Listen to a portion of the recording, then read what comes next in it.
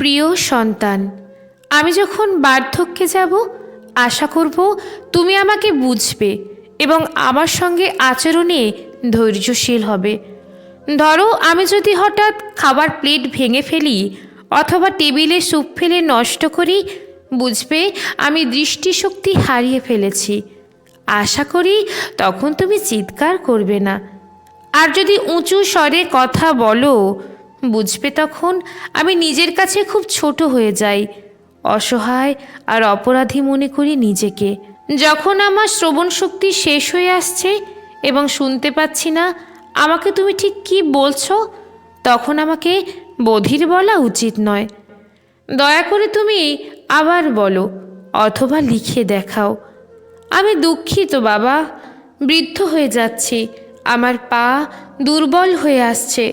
আমি মনে মনে চাই তোমার ধৈর্য থাকবে আমাকে দাঁড়াতে সাহায্য করতে, যেভাবে আমি তোমার পাশে ছিলাম যখন তুমি ছোটবেলায় হাঁটতে শিখেছিলে। আমার কিছু কথা শোনো। যখন আমি অসহায়ের মতো তোমাকে কিছু বলবো, তোমার কাছে ভাঙা রেকর্ডের মতো লাগলেও আমার কথা শুনে বিরক্ত হইও না।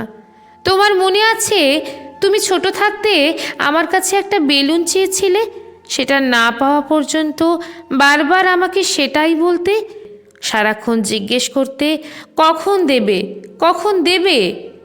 দয়া করে আমাকে স্নান করানোর জন্য জোর করো না, আমার শরীর দুর্বল। ঠান্ডায় বয়স্ক মানুষ খুব তাড়াতাড়ি অসুস্থ হয়ে যায়। তুমি যখন ছোট ছিলে আমাকে তোমার পেছনে দৌড়াতে হতো, কারণ তুমি স্নান করতে চাইতে না। তোমার অলস সময়ে আশা করব তুমি আমার সঙ্গে একটু সময়ের জন্য হলেও কথা বলবে। আমি সব সময় একাকিত্বে ভুগি এবং কথা বলার মানুষ পাই না।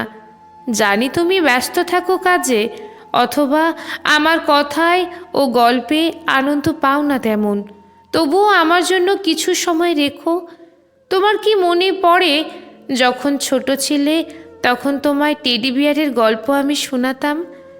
যখন আমার মৃত্যু আসবে তুমি কি আমার হাত ধরে থাকবে, যা আমাকে সাহস যোগাবে? তুমি চিন্তা করো না, যখন আমার সৃষ্টিকর্তার সঙ্গে দেখা হবে আমি তার কানে কানে অবশ্যই বলবো তোমাকে অনুগ্রহ করতে, কারণ তুমি তোমার মা বাবাকে ভালোবেসেছিলে। ভালো থাকবে সব সময়। লেখা সংগৃহীত, পাঠে রুম্পা বিশ্বাস।